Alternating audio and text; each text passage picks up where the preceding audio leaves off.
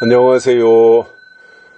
8월이 이제 끝나고 9월이 시작되었습니다. 9월의 첫날,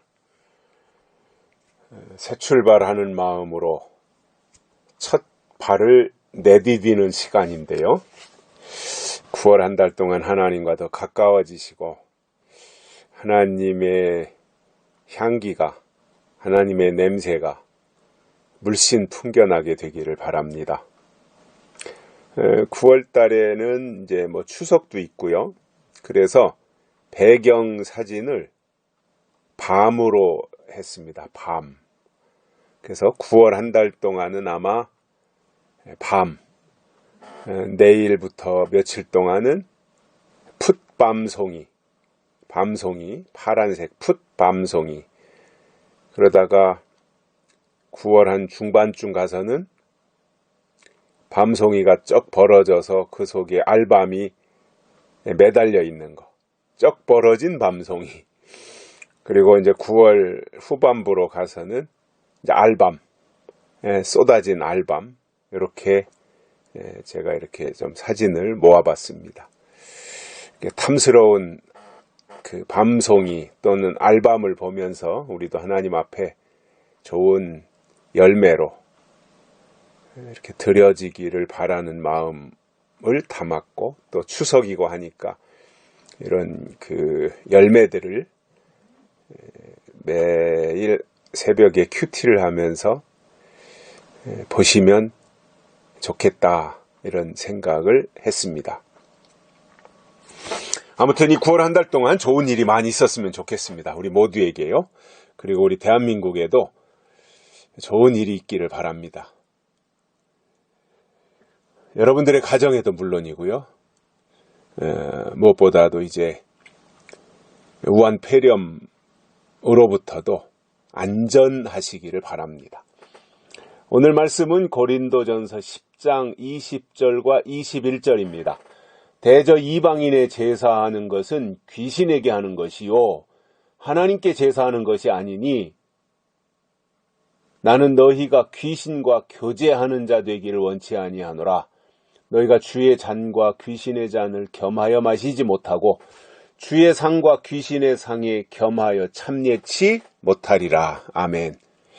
믿음은 선택입니다. 물론 하나님이 우리를 먼저 선택해 주셨고요. 또 우리도 살아가면서 계속해서 선택해야 될 일들이 참 많이 있습니다. 왜냐하면 그만큼 우리를 넘어뜨리려는 우는 사자와 같은 세력들이 주변에 깔려 있어요. 그래서 순간순간 하나님의 뜻을 분별하고 선택해야 되고요. 그러면서 우리가 더더욱 하나님을 닮아가는 성숙한 신앙으로 나가야 됩니다. 어린아이는 선택을 못합니다. 그러나 성숙한 사람은 선택할 줄 압니다. 그리고 그 선택한 것에 대해서 책임을 집니다. 하나님은 우리가 어린아이로 머물러 있기를 원치 아니하시고 장성한 자가 되고 성숙한 자가 되기를 원하십니다. 그래서 모든 것에 책임 있게 처신하기를 하나님이 원하고 계시다는 거예요. 자, 오늘 여기 말씀에서는 제사에 대한 이야기를 하십니다.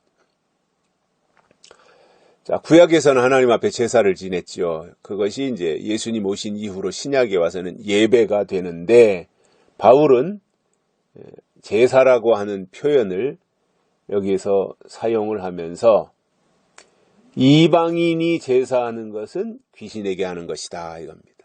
이방인들 속에는 하나님이 없으니까 하나님이 없는 자들이 제사 지내는 것은 당연히 귀신에게 하는 거지요.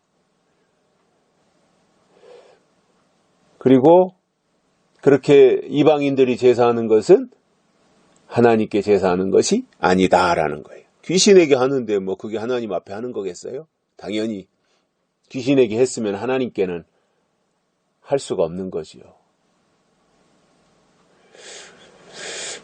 그래서 우리가 늘 이게 귀신이냐 하나님이냐 귀신이냐, 이런 부분들에 대해서 우리가 잘 분별하고 갈 필요가 있어요. 왜냐하면 귀신도 하나님 흉내를 내거든요. 귀신도 하나님 행세를 하거든요.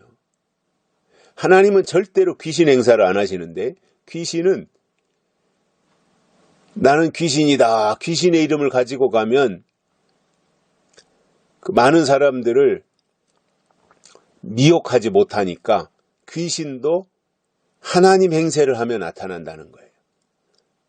이리가 양 새끼를 잡아갈 때 양 행세를 하고 엄마 양인 것처럼 그렇게 위장을 하듯이 귀신도 귀신의 모습으로 가면 사람들이 받아들이지 않으니까 하나님 행세를 하고 사람들에게 나타난다는 거죠.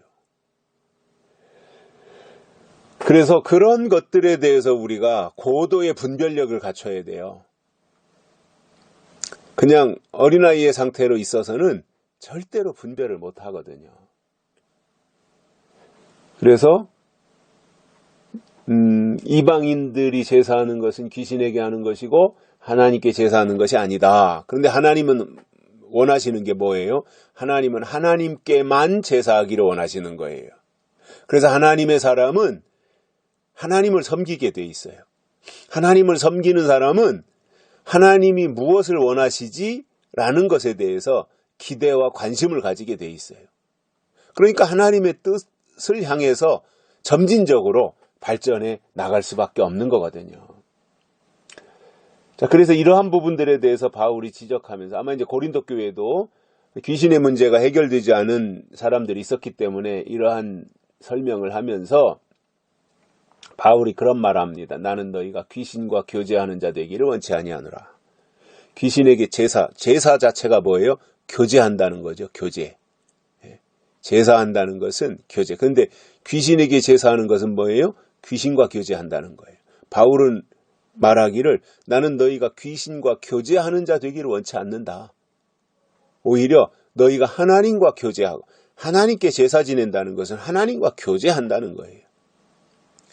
요즘 우리가 그 예배 문제로 많이 참 고민하고 그 예배 뭐 대면 예배, 비대면 예배 뭐 이런 것 용어가 그동안에도 들어보지도 못했던 용어가 이제 코로나 사태 이후 최근 들어서 나오면서 교회를 향해서 모이지 말아라, 예배드리지 말아라, 비대면 예배를 해라 뭐 이런 식의 이야기를 하고 있어요.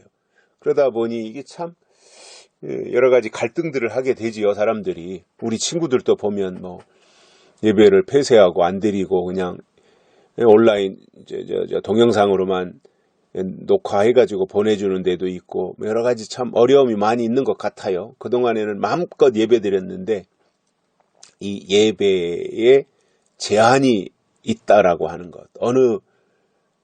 전라도 어느 지역에서는 엊그제 주일 예배 드리는데 거긴 뭐 정상적으로 예배를 드린 거예요. 군청에서는 예배를 드리지 않도록 권고를 했는데 교회가 받아들일 수 없다. 우리가 왜 예배 드리는데 너희들이 참견이냐. 그러고 예배했는데 공무원들이 막 들이닥쳐가지고 예배를 방해했던 것 같아요. 뉴스를 잠깐 보니까 자세히는 안 봤지만. 그러니까 이게 저도 그런 고민을 해요. 물론 우리야 이제 뭐 소수니까 모여서 예배당에서 주일날 드리긴 하지만 많은 사람들이 고민하는 게 그거예요. 정부의 방침을 따르자니 이 신앙에 문제가 있고 안 따르자니 또 이게 국민의 한 사람으로 어떻게 해야 될까 이게 참 고민하고 갈등할 수밖에 없는 현실이라고 봐요. 모든 분들이 다. 그리고 막 방송에서는 뭐 교회에서 확진자가 많이 나왔네 어느 교회가 뭐 정부의 방침을 무시하고 예배를 드렸느니 뭐 이런 식으로 막 계속해서 망신 주기를 하고 언론에서 그런 식으로 하니까 이게 부담스럽거든요. 근데 저는 그렇게 생각이 들어요. 예배라고 하는 것이 뭐예요? 기독교인의 첫 번째 도리잖아요. 그리고 예배는 하나님과의 만남이잖아요. 대면하는 거잖아요. 어제는 어느 분하고 만나서 얘기를 하는데 뭐 예배 드리는 문제 가지고 했더니 예배 못 드린다는 것은 곧 지옥이지요. 그 표현을 하더라고요. 이분은 살아계신 분이구나 생각을 했어요. 그 말을 하시는 것 자체가. 그리고 그분은 예배를 강행하고 계시고요. 예배 못 드리는 것이 곧 지옥이지요. 그 말이 아주 마음에 들었어요. 사실 하나님이 우리를 부르신 것은 예배자로 부르신 거잖아요. 예배자로. 근데 예배를 드리지 말아라. 그것도 일주일에 한 번 주일 예배. 최고의 예배인데 하나님 만나는 시간이잖아요. 그걸 못하게 한다고 하는 것도 참 문제가 심각한 거라고 봐요. 또 그거에 그냥 쩔쩔매고 그러한 방침에 꼼짝 못하고 따라가는 교회도 저는 바람직한 것이 아니다라고 봅니다. 감시하고 하면 어떤 다른 방법을 통해서라도 어떻게 후닥닥 밤에 모이든 새벽에 모이든 그 사람들이 안 오는 시간에 오후에 따로 모이든 어떻게 해가지고 예배를 드려야 될 거 아니에요. 옛날에 초대교회 때는 땅속에 굴을 파고 카타콤에 들어가서도 신앙을 지키고 예배를 놓치지 않고 살았는데, 아니 코로나 때문에 예배를 소홀히 한다는 게 말이 안 되죠. 장소를 바꿔서 교회에서 못하게 하면 가정에서 하든지 어느 가정에 모여가지고 그 가정에서 예배를 드리면서 유튜브로 방송해서 거기에 참석 못한 사람들이 그 시간에 실시간으로 예배에 동참하도록 한다든가 이런 것들이 나와야 될 것 같아요. 이런 때를 위해서 하나님이 스마트폰이라는 최고의 장비를 우리에게 미리 주신 거 아니겠어요? 이런 때를 위해서. 이런 스마트폰이나 이런 유튜브나 이런 거 없을 때는 오로지 그냥 교회에 와야 예배 드렸던 거잖아요. 근데 세상이 변해서 유튜브도 나오고 스마트폰도 나오고 하니까 불가피한 상황에서 정부도 막 이렇게 강압적으로 하고 교회를 탄압하고 그럴 때는 지혜롭게 큰 대형 교회 어쩔 수 없지만 소규모의 교회들은 다른 방법으로 얼마든지 할 수 있지 않아요? 어느 장로님네 가정에 다 모이세요 한다든가, 아니면 요즘 여름 같은 날씨니까 야외로 나가서 야외에서 예배를 드리고 옛날엔 산상 집회도 하고 야외 예배도 했는데, 그렇게 해서라도 하려고 하는 게 저는 하나님의 사람들이라고 생각을 하거든요. 안 하려고 할 것이 아니라 하려고 해야죠. 그래서 어떤 방법이든지 찾아야 될 거 아니에요. 엊그저께 주일날 오후에는 제가 어느 교회를 방문했는데 큰 교회예요. 그게 목사님하고 얘기하다 보니까 그 교회는 주차장도 엄청 커요. 교회 예배당 교인도 한 5,000명 모이는 교회니까 주차장도 아주 엄청 아마 수백 대 될 수 있는 주차장을 마련하고 있는데, 교회 안에 들어가면서 예배하는 건 어려우니까 그 교회 목사님도 참 지혜가 대단하신 분이죠. 주차장에서 뭐예요? 그 자동차 극장, 자동차 극장, 그 자동차 타고 가서 자동차에서 영화를 보는 거 있잖아요. 그런 자동차 극장. 거기서 착안하신 것 같아요. 그 목사님이. 예배를 주차장에 쫙 들어와서 교인들이 차에서 내리지 않고 그대로 차에서 타고 그 목사님이 대형 스크린을 만들어 놓고 거기서 예배 드리는 거예요. 예배를 드리는 것은 이제 중계방송 하는 거죠. 그러니까 자동차에서 예배 드리는 거죠.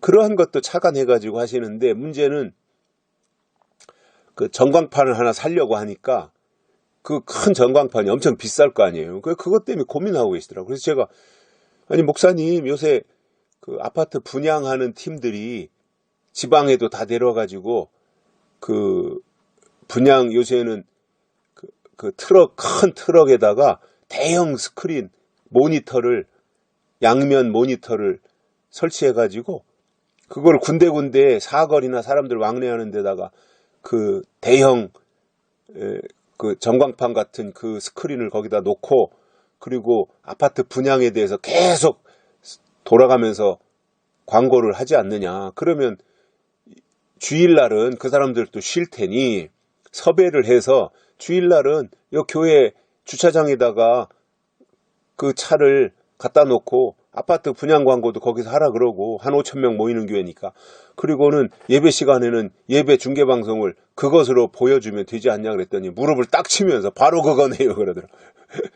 저도 순간순간 그 지혜가 있거든요. 순발력도 있고 제가.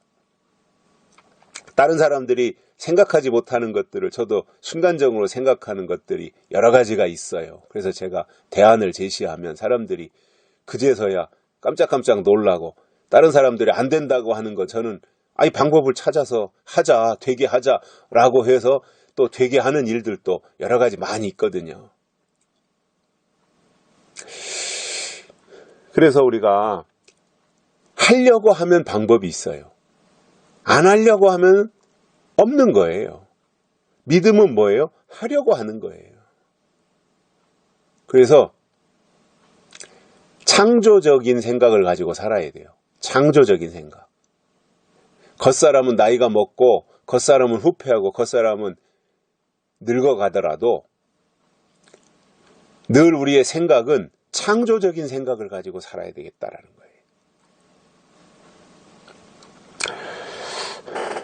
하나님은 우리가 귀신과 교제하고 귀신과 사귀는 자가 아니라 하나님과 교제하고 하나님과 사귀는 자가 되기를 원하셔요.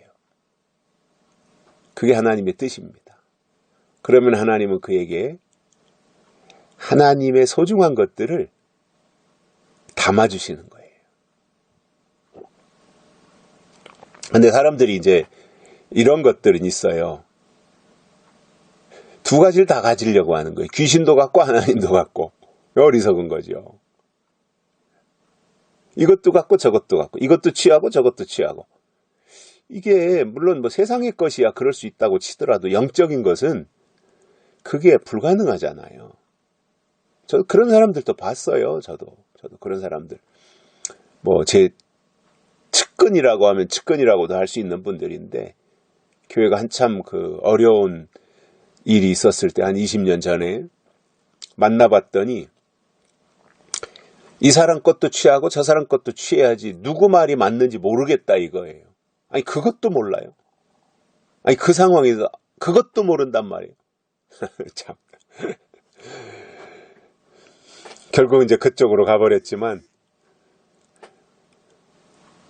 그러니까는 이것도 저것도 물론 어느 순간은 갈등도 되고 고민도 되지만 결국 기도하면 하나님이 지혜를 주셔서 올바른 길을 선택할 수 있게 하나님 해주시잖아요. 근데 이제 생각이 그쪽으로 기울면 응답도 그쪽으로 오게 돼 있잖아요. 자기 응답인 거죠. 그건 하나님의 응답이 아니라. 그래서 귀신과 교제하는 자가 되기를 원치 않는다. 이게 바울의 마음이거든요. 바울 사도의 마음. 그러면서 21절에서 말씀합니다. 너희가 주의 잔과 귀신의 잔을 겸하여 마시지 못하고. 그렇죠? 두 가지, 둘 중에 하나만 먹어야 되는 거죠. 주의 잔도 마시고 귀신의 잔도 마실 수 없잖아요. 또 주의 상과 귀신의 상을 겸하여 참내지 못하리라. 귀신의 상에 앉았으면 귀신의 상만 먹는 거고, 주의 상에 앉았으면 주의 상을 먹는 거지, 주의 상도 먹고 귀신의 상도 먹고 주의 잔도 마시고 귀신의 잔도 마시고 귀신과 교제하고 하나님과도 교제한다? 이건 불가능한 겁니다. 그래서 미리미리 깨닫고 하나님이 원하시는 길, 그 방향으로 가는 것이 믿음이고 지혜인 것입니다. 여기까지 하겠습니다. 감사합니다.